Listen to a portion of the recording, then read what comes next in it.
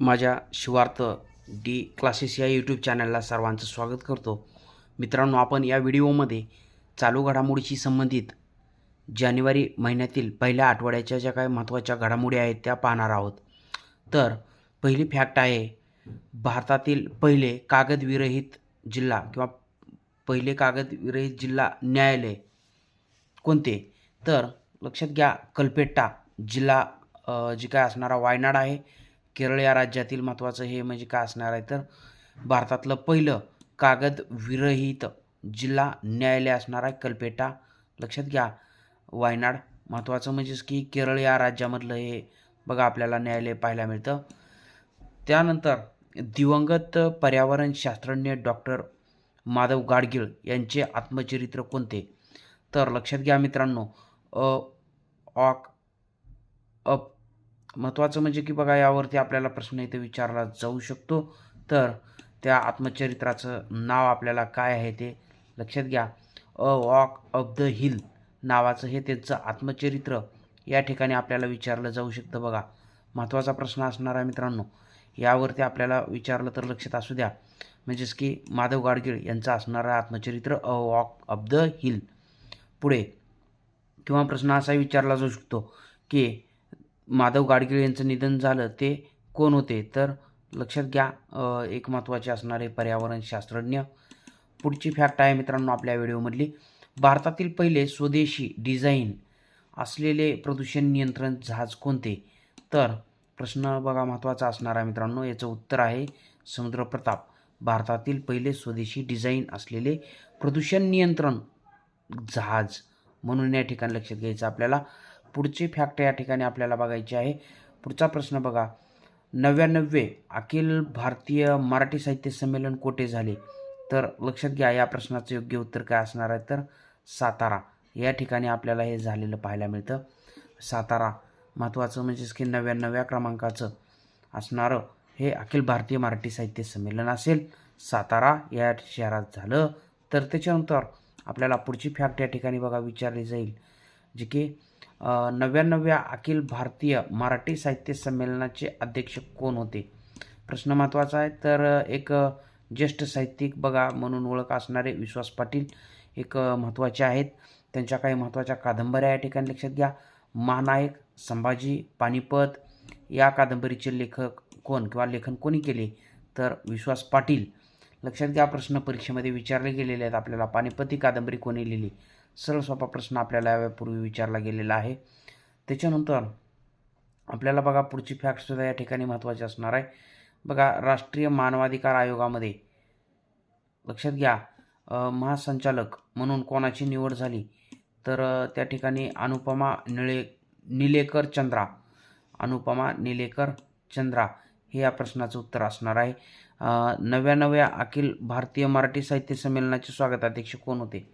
तर शिवेंद्रसिंह राजे भोसले स्वागताध्यक्ष आणि अध्यक्ष विश्वास पाटील. लक्षात घ्या.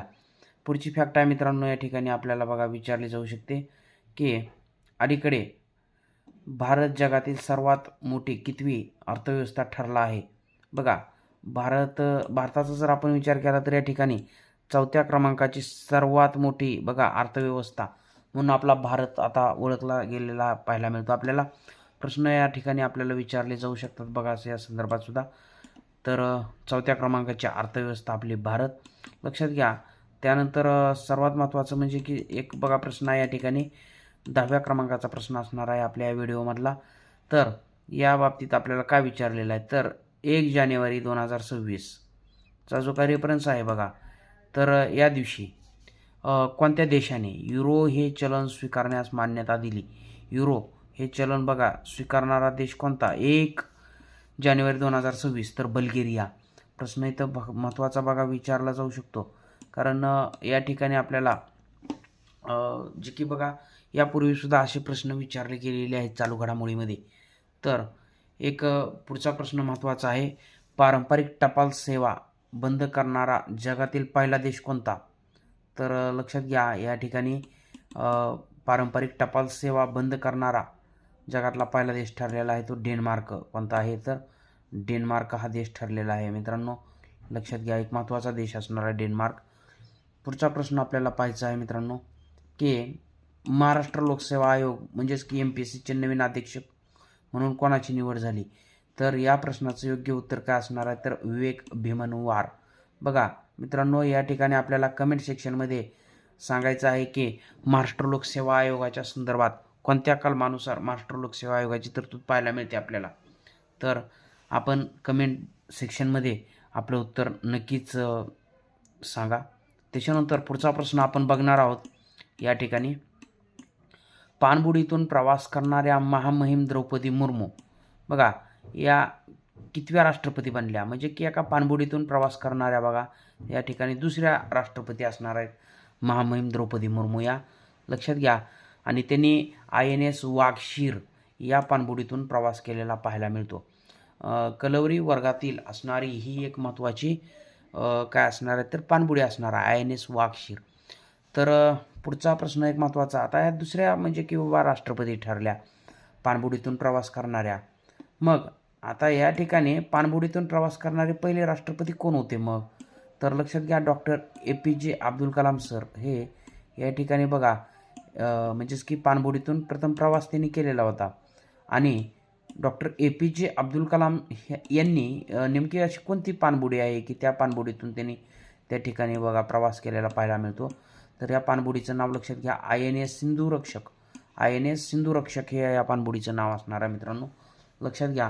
प्रश्न आला तर पुढे आपल्या या व्हिडिओमध्ये शेवटची फॅक्ट असणार आहे. आपण बघा जानेवारी 2026च्या पहिल्या आठवड्यातील काही महत्त्वाच्या घटना बघत आहोत ज्या आपल्याला परीक्षेमध्ये हमखास विचारल्या जातील. तर या ठिकाणी आता आपल्याला अटल कॅन्टीन योजना कोणी सुरू केली? बघा तर दिल्ली सरकारच्या माध्यमातून ही योजना सुरू केलेली आपल्याला पाहायला मिळते.